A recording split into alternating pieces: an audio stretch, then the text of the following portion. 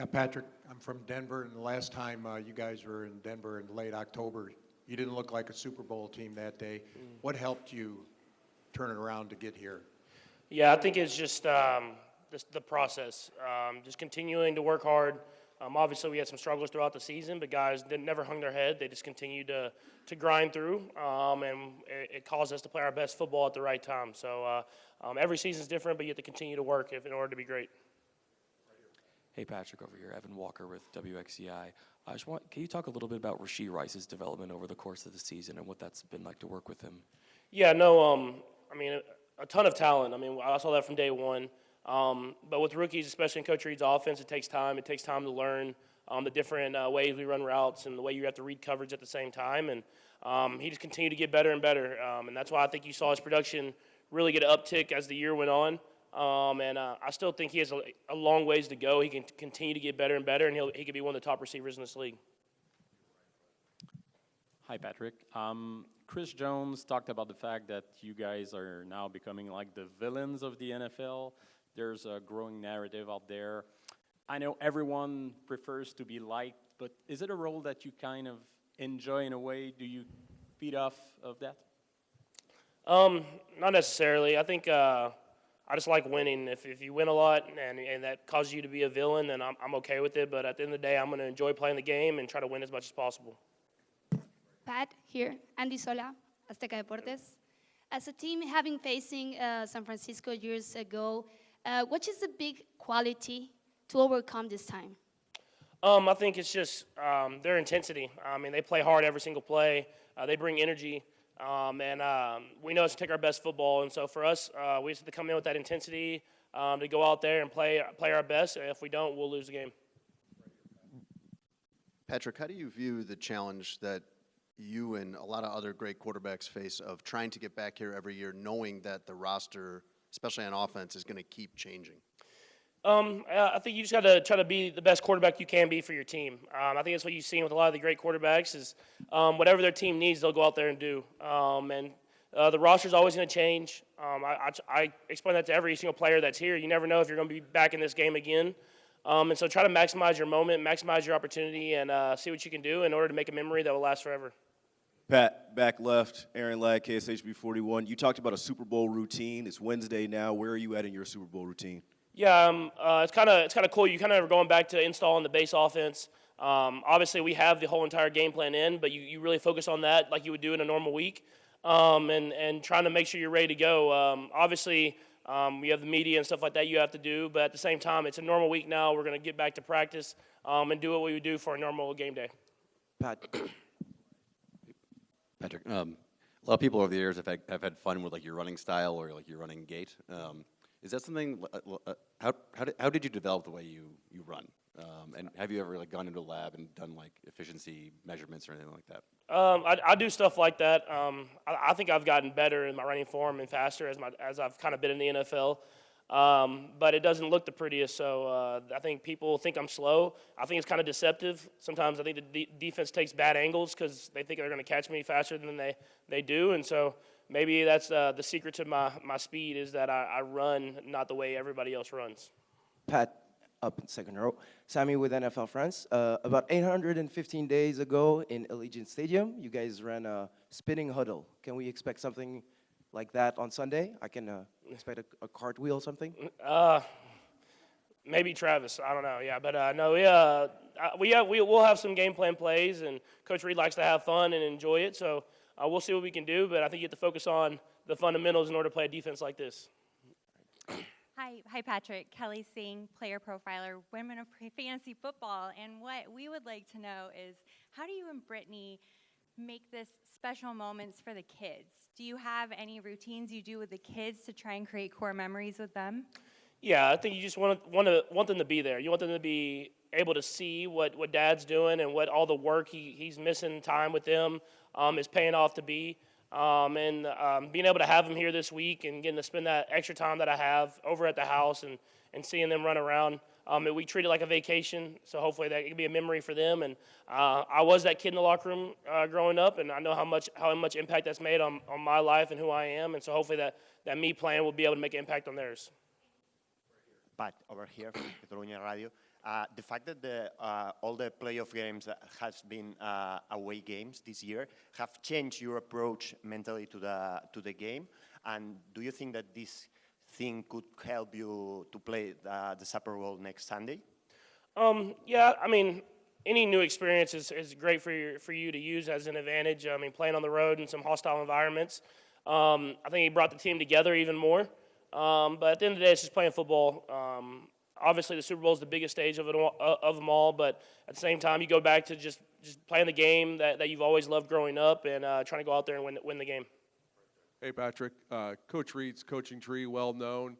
A lot of his coaches are former players that used to play for him. Who do you think on your team would make a good coach down the road, and would you think would you yourself make a good coach, you think, down the road as well? I would hope so. I try to help out all the young guys that are around the organization now. I've kind of become the old guy, even though I still feel young. So I would hope I'd make a good coach. The hours would be tough, but I think eventually Jerick McKinnon would be a great coach because he knows everything.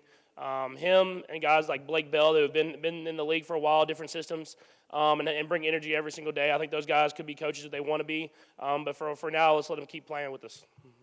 Hi, Patrick. This Sunday, you're going up against Fred Warner, who's had a tremendous season. How does he impact your game plan?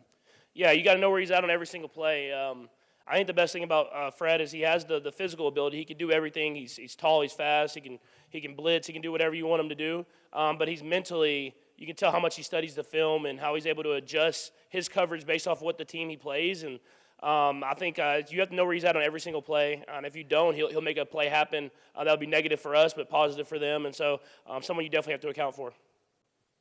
Patrick over here, Martin Rogers, Fox Sports.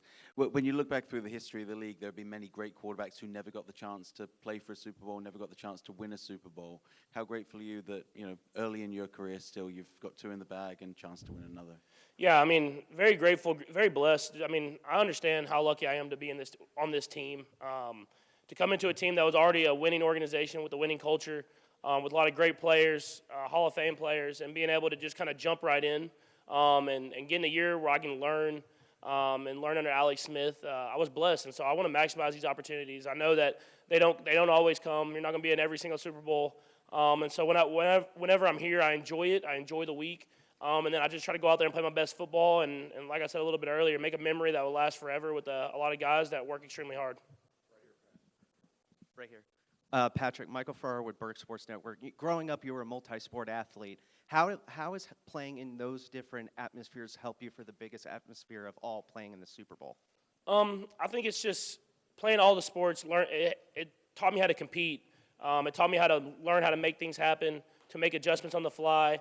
And then it's all kind of evolved into the way I play the quarterback position, being able to fill out space and make the pass like a point guard or throw across my body like a shortstop. I mean, it just learning how to compete and to adjust on the fly and make things happen is definitely something that's helped me become the player that I am. Patrick, what are the things that you as a quarterback have to do well to be effective using the screen pass, and what does it do for your offense? I mean, it helps that you have one of the best coaches of all time at knowing when to call them. So with Coach Reed, I think just being able to utilize your eyes, utilize your drop, try to make everything look the same, so that whenever the screens do happen, you can get that D-line to a track, get that D-line to rush, and then getting an accurate football where the guys can get downhill. Coach Reed's done a great job, Coach Heck, Coach Nagy, of teaching them, and the guys that we've executed them well. But just that, more than anything, it's knowing the right time, and I mean, I feel like Coach Reed has a great feel for that. Hi, Pat. Sean Graney, Medill Reports. So Kansas City traded for Mecole Hardman mid-season to kind of bolster the wide receiver room. What has that meant for you guys as an offense to get Mecole back in there? What has his impact been, and what does it mean to have continuity in big games like the Super Bowl? Yeah, I mean, first off, you get that speed that he has, and being able to stretch the defense horizontally and vertically whenever he's on the field. Just adding another guy like that. And then I think even more than that, another guy that everybody loved in the locker room, being with us the year before and the years previous. Everybody had loved Mecole and the way he brings energy every single day. And I think a lot of times that can be bigger than anything, is just having guys in the locker room that want to play hard, that want to come together and go for this common goal. And it's always great to get those guys in there. Hi, Pat. Good morning. Federico Olvera from Dame Bola. Pat, if you guys win the next Sunday, Coach Reed would equal Coach Bill Walsh by winning their third ring of Super Bowl, and you would equal to Troy Aikman. What are your thoughts about this by reaching Troy Aikman about this? Yeah, no, it'd be extremely humbling. I mean, like I said, I'm extremely grateful just for the situation that I'm in and being able to play in these Super Bowl games. And more than anything, I mean, getting that back-to-back Super Bowl champs, it just hasn't been done a lot in history, and it speaks to the whole team of not being satisfied with winning one, being able to come back that next year and continue to work. A lot of times, after winning the Super Bowl, you want to relax and feel like you're done. But being able to have that mentality to battle through the adversity that we've battled through this season and get that Super Bowl ring again, it'd be extremely special. Patrick Haliako, if you can take us back to the lowest moment in your life and to see where you are today, what would you have told yourself back then?